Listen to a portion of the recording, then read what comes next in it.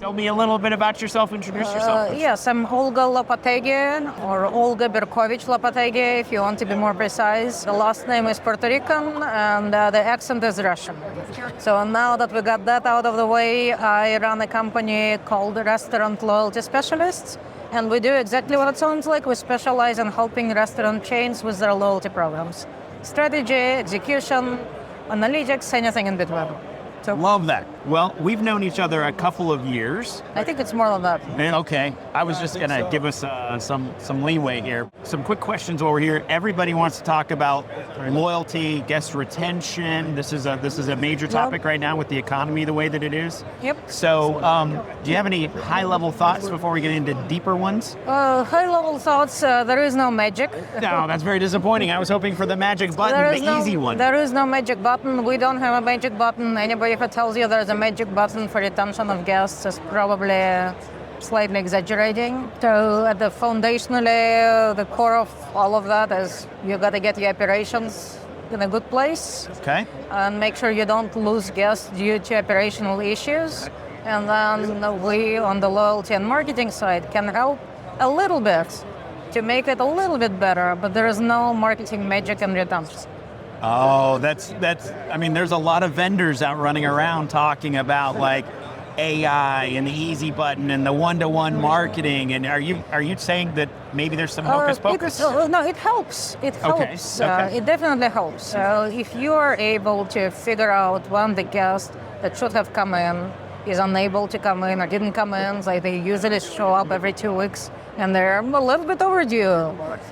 If you can hit them up with the right message at the right time, you're much more likely to get them back. You may also be able to accelerate a visit if you hit them with the right message.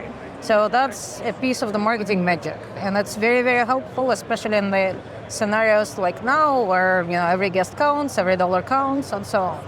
Foundationally, you can only do that if your operations are good, if the orders are correct. So you can't use marketing to fix operational problems. I love that. You need a t-shirt for that. I know you have a t-shirt for that. I'll take it. Yeah, no, we need to get one. You can't use marketing to fix operational problems. However, for brands that actually are really good at operations, marketing really, really helps because you can squeeze another couple percent here, a couple percent there. It's not going to be magical, but it's going to make a difference. Okay. So loyalty marketing, retention marketing, all of that, like I view it as just an additional marketing channel. It's not anything magical. And marketing channels in restaurants, they don't create magical momentum. I gotcha. It's incremental improvements, but they all add up over time if you do it correctly. Okay. Well, you mentioned the right message. How do brands find the right message? How do they? Yeah. Is there a Google Doc for that? Where do you find the right message? So the right message is different for every brand. And unfortunately, back to no magic, you find that through trial and error. Okay. You send the message, you look how they responded. You send another message, you look how they responded. And that's how you find the right message. And it's not just the message, it's the offer, it's the subject line.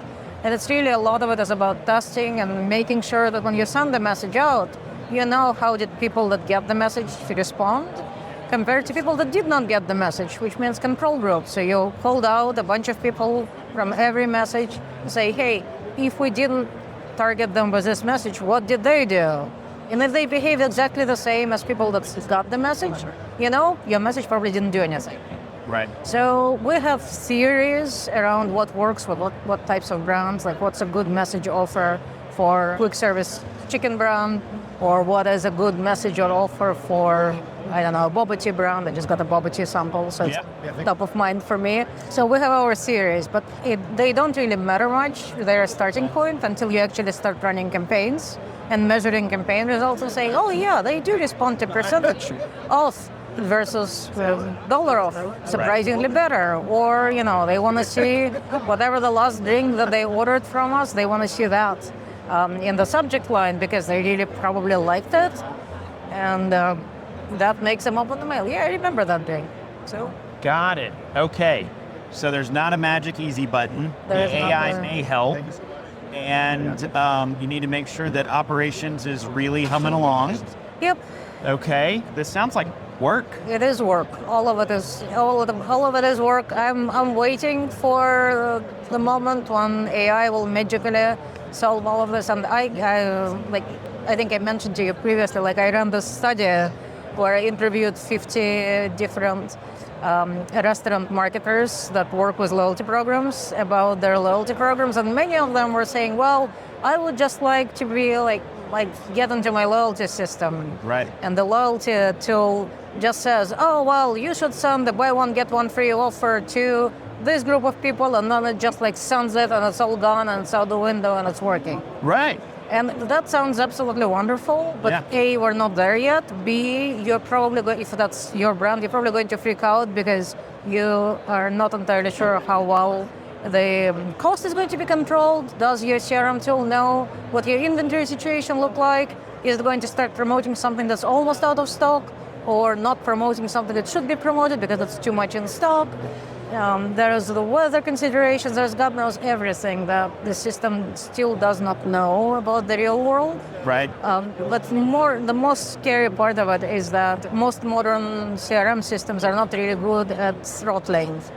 And so throttling is when you end up, throttling is what helps you when you accidentally over-message people. Right. Which happens with a lot of brands. Like if I've received 2 or 3 emails from a brand on the same day. Yeah. So they're having throttling issues.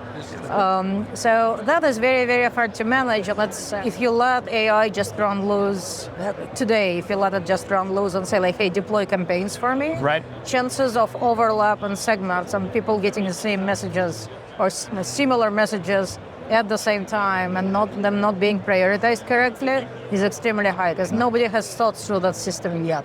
Okay. Okay, that makes sense. 2 last questions here. One, have you seen anybody doing really good one-to-one marketing? Any brands stand out? And how do you think they got there? That seems to be the holy grail. I honestly don't know because you can't, from the outside, you can't tell if it's one-on-one or not. Okay, that's fair. You shouldn't be able to tell. Right, right. I mean, yeah, all Unless of them we're both have like, hey, comparing Olga. Yeah, so I know that many brands do, deploy different marketing, different people, because when I look at Starbucks or Chipotle, my husband and I, we have different offers at Chick-fil-A, yeah? So we have different offers, we have different messages. Is it one-on-one, is it batch? Who knows? Right. So it's really hard to tell. So the brands that I work with, nobody's doing true like 100% one-on-one because it is very difficult to do. But many of our clients do sophisticated small batch marketing. Okay. So, Love that. Love that. Second question, kind of putting you in the hot seat real fast. If someone just comes into a marketing role at a brand and it's their first day, first week, what's something they can do to have some immediate impact? marketing role or loyalty role. I'll take either one. Loyalty role. Oh, immediate impact. I would say do a thorough assessment of what your program is doing. Okay. And understand where the gaps are. Like start by understanding the system instead of just starting to act like there is some kind of urgency to act. Like loyalty moves at glacial pace. Right. You cannot just like turn it on and then like magic. There's no magic. And everybody's suddenly loyal? Yeah. Nobody's ever loyal just because you started a loyalty program. Does not happen that way either, sadly. It's a misnomer. Loyalty program should be rewards program. They don't create loyalty. They create behavior change, which may generate loyalty for some. Right. So, but I would say understand what's happening and don't be in a hurry. Okay. Because yes, you want to get it done, but you want to get it right. Gotcha. So Gotcha. That's my 2 cents. Love that. Well, thanks for hanging out. Thank you. Yeah. Woohoo! Yeah. We're green again. We are green. We're green again. Yay. Thank you so much. Thank you. Yeah.